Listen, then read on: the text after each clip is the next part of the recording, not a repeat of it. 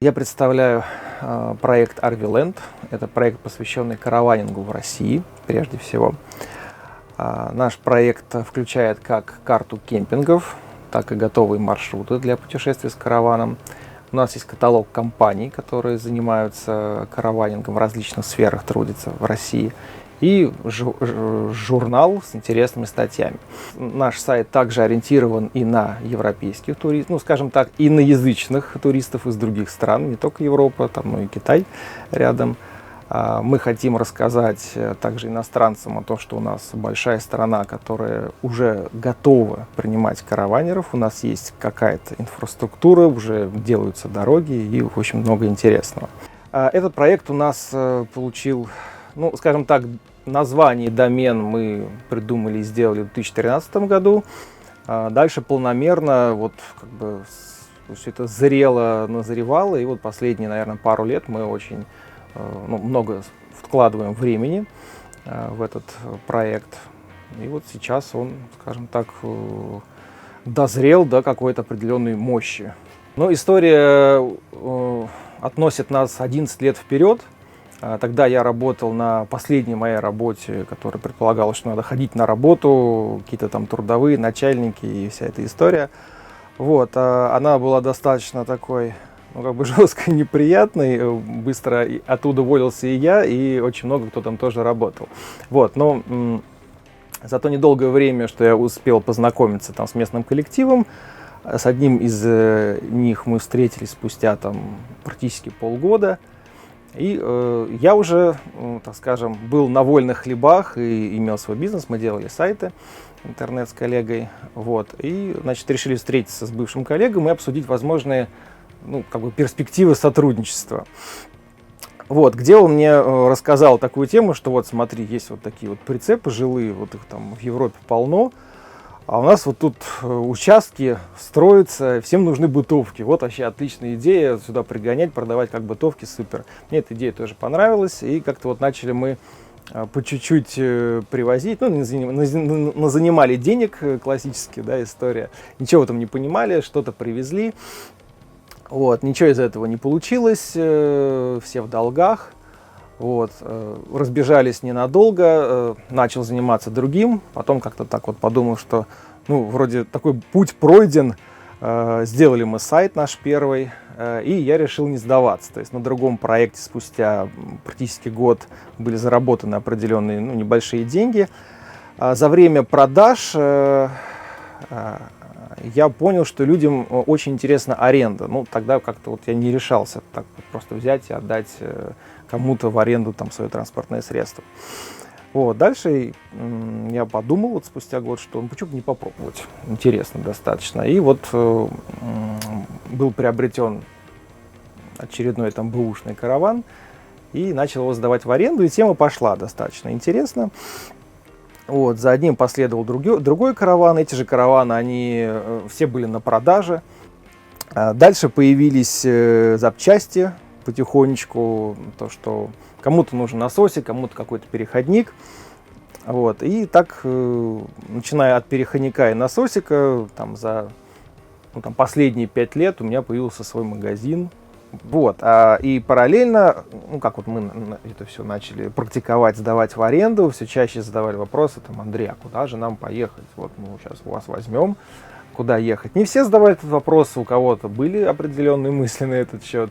Ну и потом аренда, она тоже достаточно разнообразная, далеко. Но на самом деле по аренде, если вот не брать этот год, такой интересный, то по аренде всегда был минимум. Это вот там 1-3 семьи, которые вот в августе куда-то один раз в Крым уедут, приедут и все. А остальная аренда это была какая-то вот B2B история, то есть мобильный офис, какие-то мероприятия и так далее.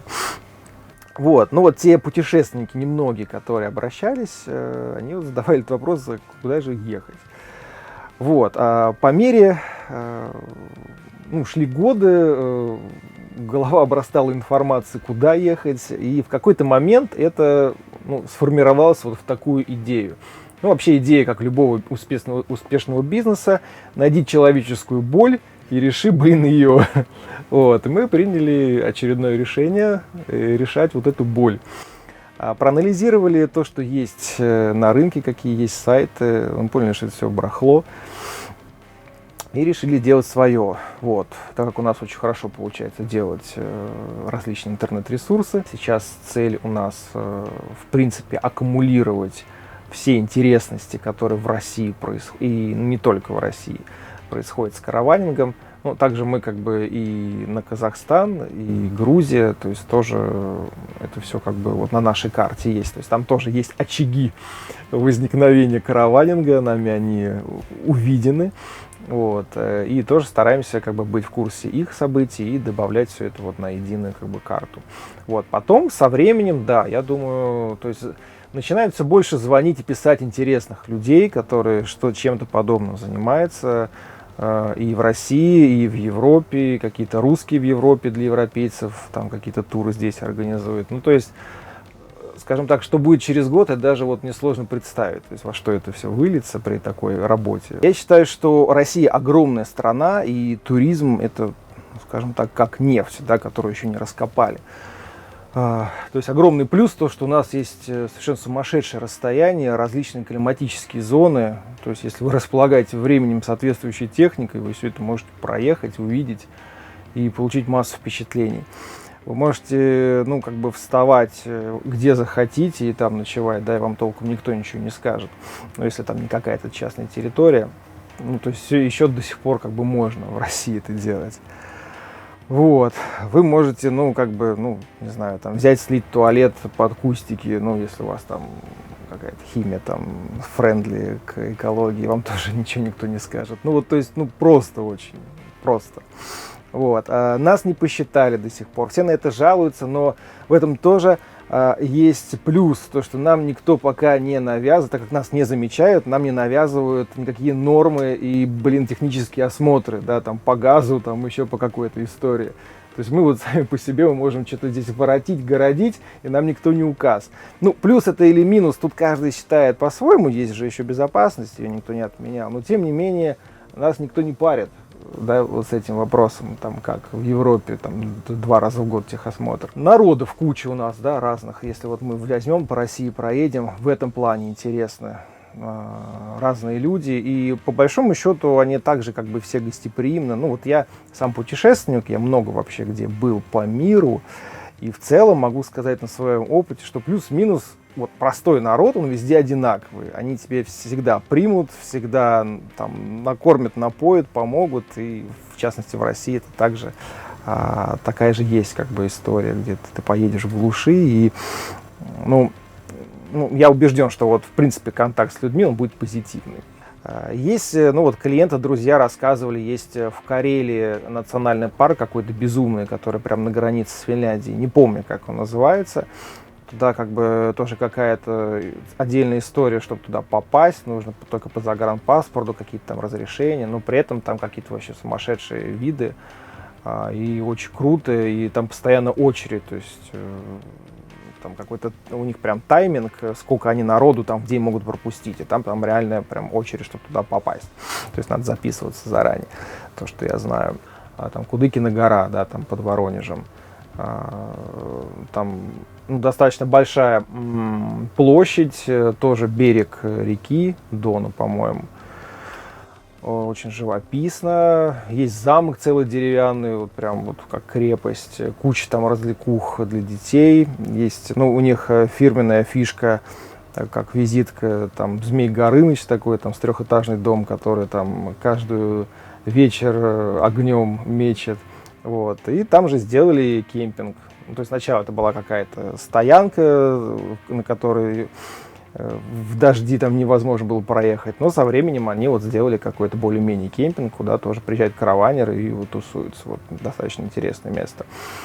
Ну, сюда едут европейцы, которые готовы к некому экстриму.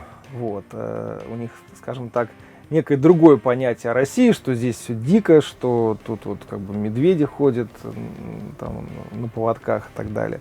Вот, то есть они как бы к этому готовы. Они приезжают, значит, они видят эти масштабы сумасшедшие. То есть у меня там, в то лето я приезжал в какие-нибудь Сокольники, там пришлось чинить там холодильник голландцам, которые сломались и просили о помощи. Ну, то есть я не чиню, но вот я понял, что, ну, блин, ну надо помочь. И они так, ну вот рассказали, мы с ними пообщались, что вот их впечатлило вот это вот просто безумные размеры. То есть вот дорога, есть отъезды, ты съезжаешь 100 метров, и все, и чистое поле, и вот и все, и пропасть, как бы. То есть у них такого нет. У них там 2 часа другая страна, даже час ты проехал, другая страна. Тут ты можешь пилить сутками, и у тебя вот эта Россия, она все будет, и будет, и будет с тобой. Вот эти вот, именно вот эти масштабы, они, конечно, европейцев поражают, потому что у них там совершенно такого нет. Как вся эта история началась? Вот, у меня практически все мои дома там на 2 месяца взяли переждать вот этот карантин. То есть себе на дачу, вот в Коломну я тоже отвозил на дачный участок, чтобы там семья и хватило помещения. То есть все разобрали. И так продолжалось, в общем-то, до конца сентября. То есть вот эти все карантинные истории, они потом просто сменились путешествиями, потому что, ну, что произошло, да? Людей лишили привычного уклада жизни, то есть появилось что-то новое. Люди привыкли путешествовать, менять свои там места локации. Им это тоже запретили делать так или иначе, то есть границы стали закрыты. И очень много людей, даже те, которые вообще не планировали там караванинг, покупать автодома, вообще не понимали и не знали, что это такое, они как бы были вынуждены обратить на это свое внимание. И вот именно апрель-май, ну даже, наверное, май. Ну вот, в принципе, по роду деятельности я общаюсь практически со всеми, кто, ну, так занимается продажами, арендами, всей этой историей. То есть по поводу продаж в мае продали все. Вот как бы даже самое вот то, что вот не продавалось, продали все. Это касается и как там старых прицепов там за 300 тысяч рублей, так и чего-то дорогого и нового. Главное, чтобы это было в наличии. Вот, и чтобы можно было купить и сразу там куда-то умчаться, уехать. Вот, поэтому дальше, как они все это купили, у них что-то начало там отваливаться, ломаться, и эти все люди пришли вот уже ко мне. Вот, начиная разговор, я новичок, только что вот купил вот там позавчера, ничего не знаю, но мне нужен вот такой список. Вот это вот был просто топ в этот сезон. То есть очень много новых караванеров, новеньких, которые ничего не знают. Мы всем консультировали, рассказывали, продавали. По части там запчастей, аксессуаров сначала, да, было как бы жестко непонятно, все границы закрылись, и непонятно было, как это все будет. Ну, потом логистические истории по товарам, они быстро наладились, и в целом, ну, то есть с задержками, но все приезжало, приходило, и всем все продавали. Вот, поэтому этот год у всех, кто занимается караванингом, то есть это продажа, аренда, продажа оборудования, аксессуаров, ремонт, он был просто, ну, таким золотым, я бы так сказал. Вот. И сама эта история, она, конечно, толкнула автотуризм и караванинг, ну, просто как от безысходности. То есть людям нужно было куда-то ехать, они хотели отдыха, они хотели смены обстановок. И вот это караванинг, он пришелся как нельзя кстати, наверное, как вот такая некая помощь. То есть вот, ну, хотя бы так. Печально, да, говорить, но тем не менее, ну, наверное, даже сложно представить, какие такие законы, поправки и чего-то еще могло бы придумать наше государство, чтобы вот что-то подобное сотворить, да, как, ну, помочь караванингу развиться в России. Ну, смотрите, по части маршрутов, скажем, мы пока еще не такие наполненные, что у нас прям куча маршрутов. То есть мы четко понимаем, что это, ну, этот раздел один из самых посещаемых у нас на сайте, и он реально очень интересен, но пока их как бы немного, скажем так. То есть, как сказалось, ну, мы просто начали это делать. Мы поняли, что ну вот уже вообще вот это надо делать. И ну, все что наши знания, которые мы там накопили, мы вот все это нашли время, все это вложили и изложили. Ну, в этой теме у меня такое редкое сочетание, ну, то есть я сам по профессии инженер, меня всегда интересовали машины, все, что с ними связано. Также там с 18 лет меня начали интересовать путешествия. И как-то так получилось, хотя я инженер, ну вот все мои работы, они были связаны с продажами, то есть я кому-то постоянно что-то продавал. Вот, и себя в этом тоже каким-то образом нашел. И вот в этой тематике сочетаются все вот мои вот эти вот умения и увлечения. Это инженерия, это путешествия и это продажные дела. А по офису, да, у нас нет офиса, он, собственно, как бы, нам, в принципе, нет в этом никакой нужды. Есть склад, откуда мы там отгружаем там, детальки, запчасти. Кто-то может на этот склад приехать, да, там, потрогать, пощупать. Так работаем мы из дому. Все, вот, скажем так, ну, вот, информационные, как бы, дела. Вот. И, в принципе, ну, в офисе нет нужды. Когда нужно, да, то есть, да, теоретически... Ну, было даже, вот, когда начинался этот ковид, у меня была мысль один из прицепов переделать, там, снести переднюю комнату, кровать, поставить там 2 стола и вот сделать такой конкретный офис, и уже там куда-то, ну, уезжать, менять локации и там работать. Ну, как-то так до этого не дошло, потому что просто начали разрывать по всем этим деталькам, аксессуарам, и просто не было времени на это. Вот, поэтому теоретически, да, как бы можно в любом месте сесть, и был бы интернет, всегда есть чем заниматься, да, там по части работы. К этому я пока, ну, мы с коллегой пока еще стремимся, да, вот есть у нас магазин, уже я понимаю, что надо растить смену на этот магазин, потому что просто не справляемся. А мы сейчас вкладываем очень много сил в наш проект Arviland, который, в принципе, не требует привязки к какому-либо месту.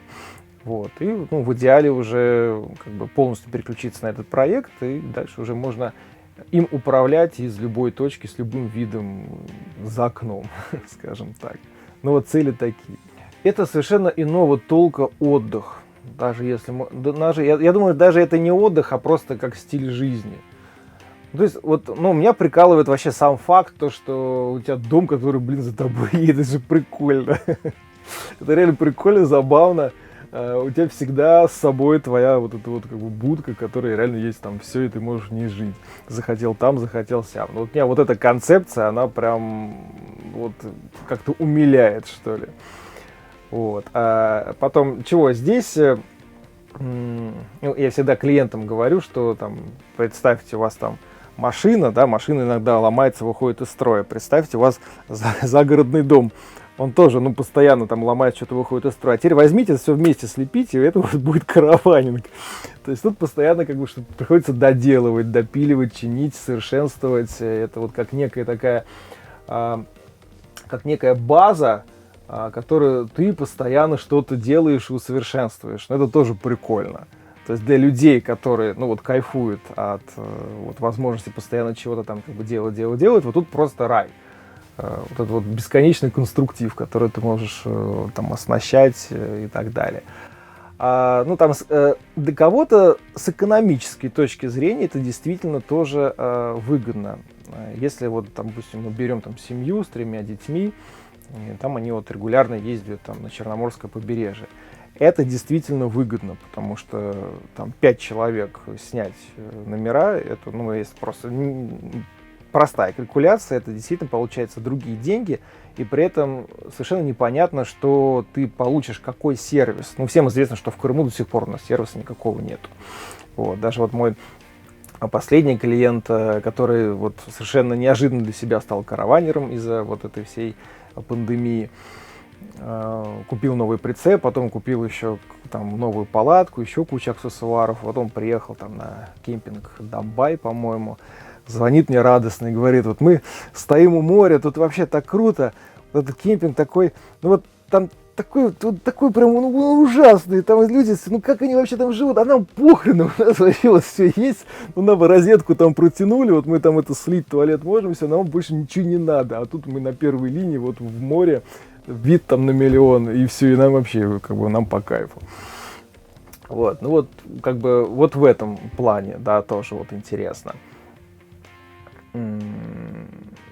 Ну и многие, скажем так, кто всю жизнь куда-то там ездил в Турцию, лежали на пляже, загорали, то есть просто как какая-то, ну, ради прикола, как какая-то новая фишка, да, вот взять в аренду и покататься, понять вообще, что это такое.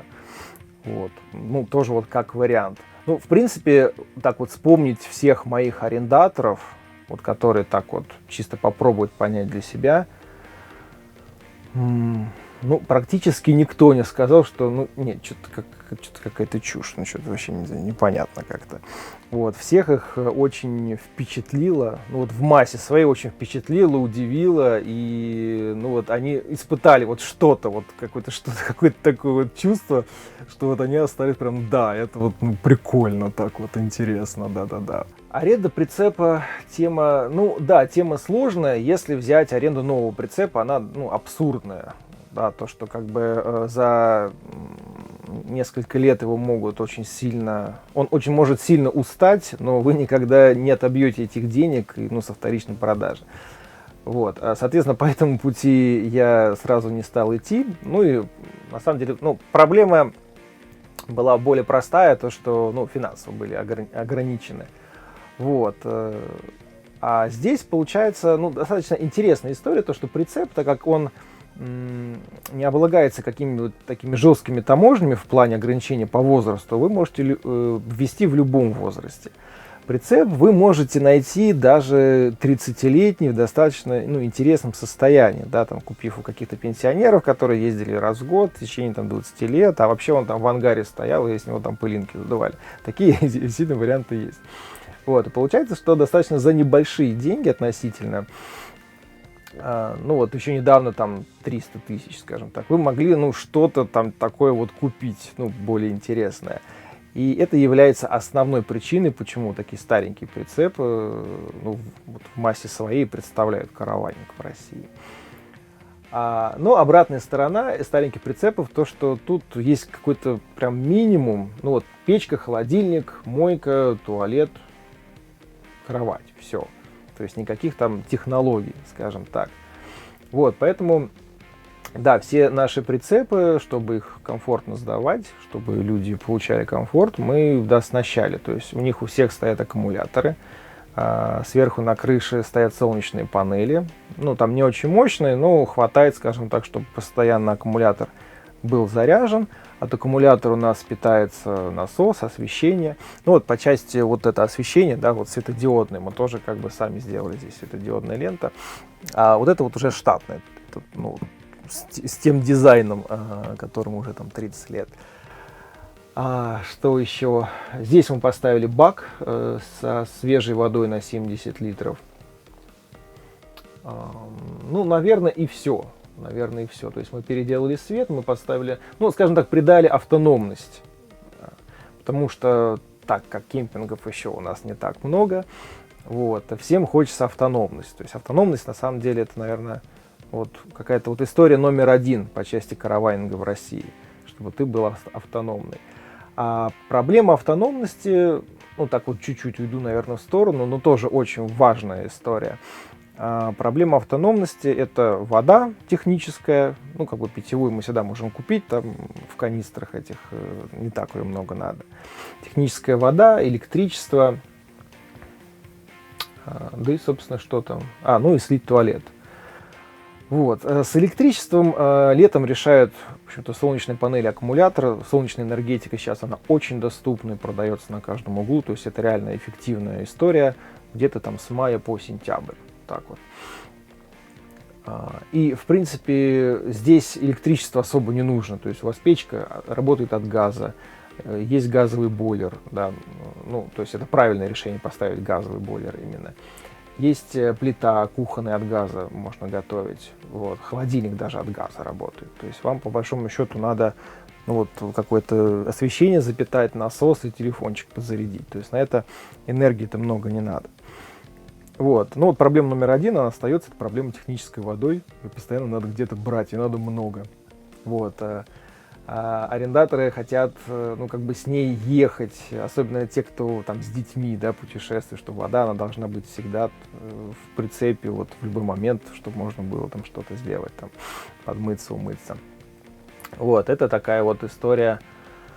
Наверное, техническая вода — это история вот номер один. Поэтому все ставят большие баки, ну и мы тоже, чтобы иметь запас. Есть также, так, ну про этот прицеп, он самый большой из нашего парка, у него 6 метров в длину жилая зона и где-то 2,30 вот так вот в ширину. Вот, почему взял?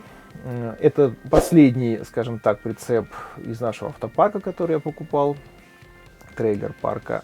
И вот именно эта планировка и эта ширина, она позволяет, ну, скажем так, максимум пространства сохранить, вот, чтобы куда-то пойти, выйти, что-то занести, положить.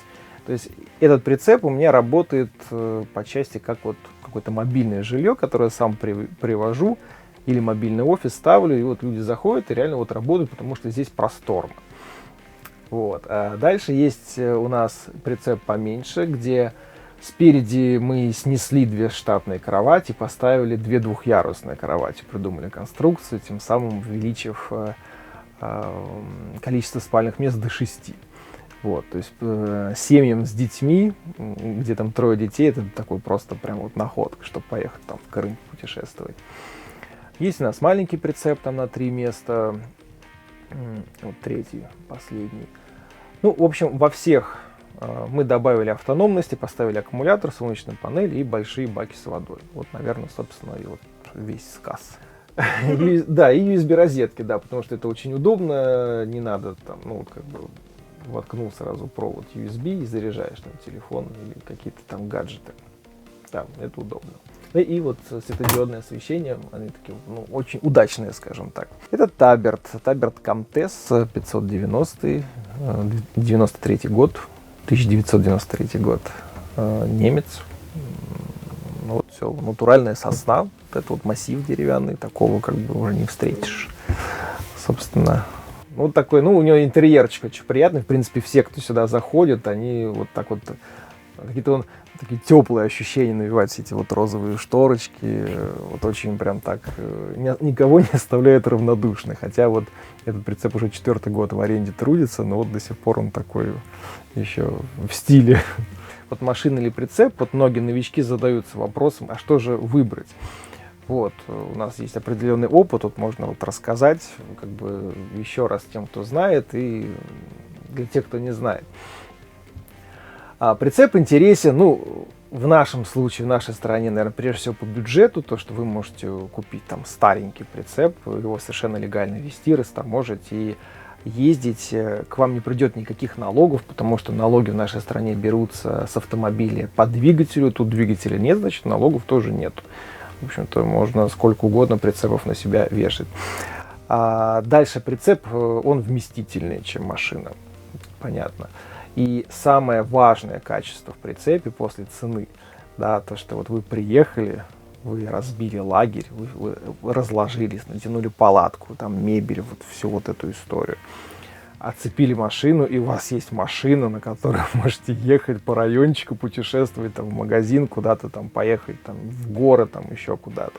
С автодомом эта история не прокатывает. Если вы приехали с автодомом, разложились, вы уже без машины. Поэтому вот в частности в Америке, и был 2 года в Америке, у нас там был караванинг, там 10-дневный. Вот, и там у всех, у кого автодома, все на жесткой цепке сзади тянут какой-то смарт, вот маленькую машинку. Ну, это просто реально необходимость. Вот. В караване такой вот необходимости нет. То есть у вас всегда есть свободная машина, которую можете разъезжать. Это очень удобно. По части автодома, он больше подойдет тем, кто постоянно находится в движении. Да, то есть подолгу нигде не стоит. Очень удобно единое пространство, то есть кабина и автодом.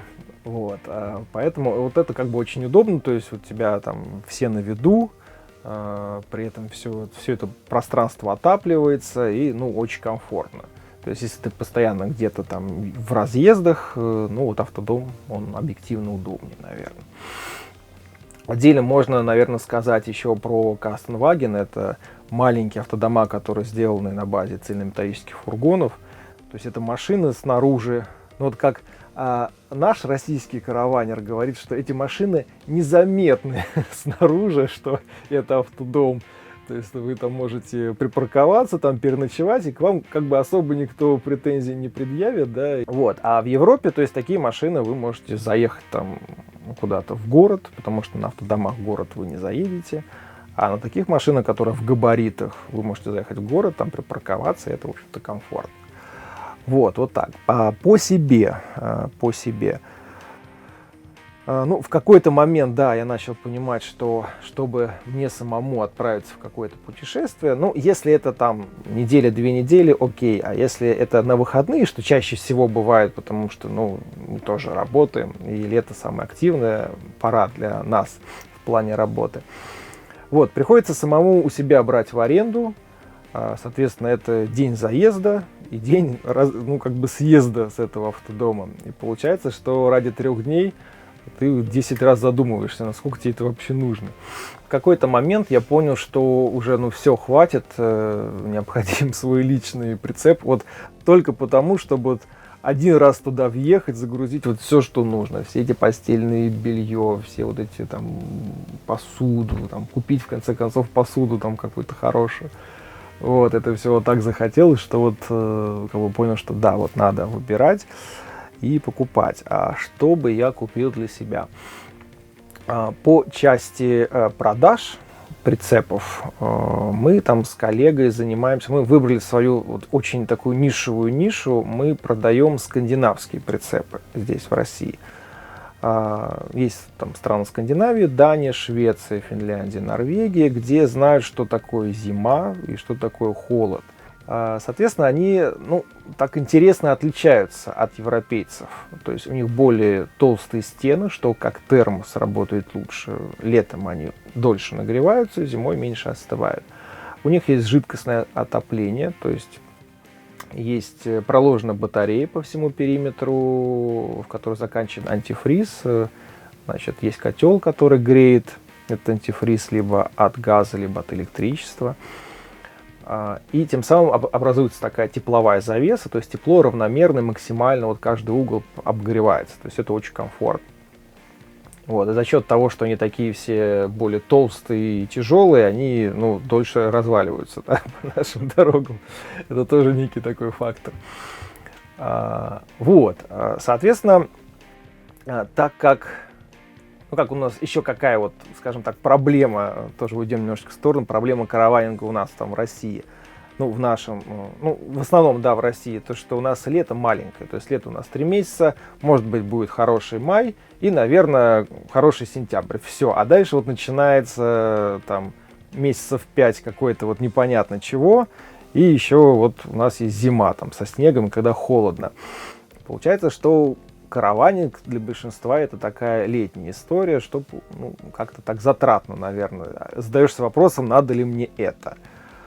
Вот, и, наверное, отдельно еще такая цель, это будет вот цель RV-Land, показать и рассказывать людям, что зимой тоже можно этим всем заниматься.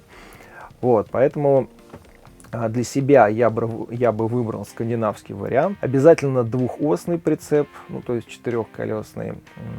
Если не заморачиваться переделкой подвески, то, ну, вот двухосный прицеп, он лучше едет по плохим дорогам и тоже меньше подвержен, так, разваливанию на наших дорогах. То есть он более стойко выдерживает всякие вот эти вот неровности и плавнее едет.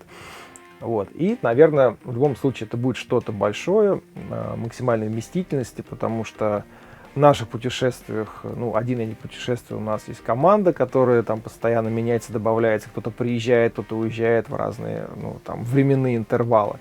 Поэтому тут максимальной вместительности, чтобы всем хватило своего койко-места. Вот, наверное, так. То есть, ну, обязательно это будет большое, двухосное и всесезонное, чтобы вот себя не ограничивать. Первая поездка. Ну, ну, так вспомню, что мой первый прицеп, который я сдавал в аренду, мы тоже с ним часто путешествовали, мы поехали на нашествие. Первый раз там поняли, что как бы нереально нигде встать. Ну, мы хотели где-то стать поближе к воде, а встать было нереально. И в поисках места мы доехали аж там до Конакова, вот по какой-то вот такой дороге. На какой-то момент нам присоединились еще какие-то люди. Вот. И в какой-то момент нас стало больше, чем может вместить моя машина. И так как я еще ничего не знал, не понимал, но больше людей, окей. Мы там двоих посадили в прицеп спереди, они там, ну, как бы уже там пировали, а в это время мы также ехали и искали уже была ночь, там мы искали место, периодически там как бы, ну, на кочках прицеп там чиркал об асфальт. В общем, так не надо делать ни в коем случае, но мы не знали, скажем так, об этом. Вот, поэтому вот то, что запомнилось. Потом, конечно, я понял, что это очень плохо, и то, что могло там отвалиться фаркоп и так далее. Все это могло печально закончиться, но было так забавно. Да не бояться, как бы у нас жизнь короткая, на самом деле, потому что время с годами летит все быстрее. И не бояться, если чего-то задумал, надо делать. Вот. А по караванингу, ну, всегда есть аренда в плане автодомов, вообще проблем нету. Ну, как бы, может быть, с ценой, если только у кого-то. Вот. По прицепам есть проблема категории БЕ, нужна, чтобы тягать такую технику, да. Вот, поэтому попробуйте сначала взять в аренду. Ну, есть компании, которые и маленькие прицепы сдают, где категория не нужна. Вот, съездите в кемпинг, там, в Крым, опять-таки, на нашем сайте есть и маршруты, и кемпинги, в общем-то, есть уже ответ на вопрос, куда поехать с этой историей. Вот, все это прочекайте, посмотрите и поймите. Второй совет, тоже важный. Как бы сначала купите какой-нибудь там бэушный дешевенький прицеп, просто как эксперимент. Вот.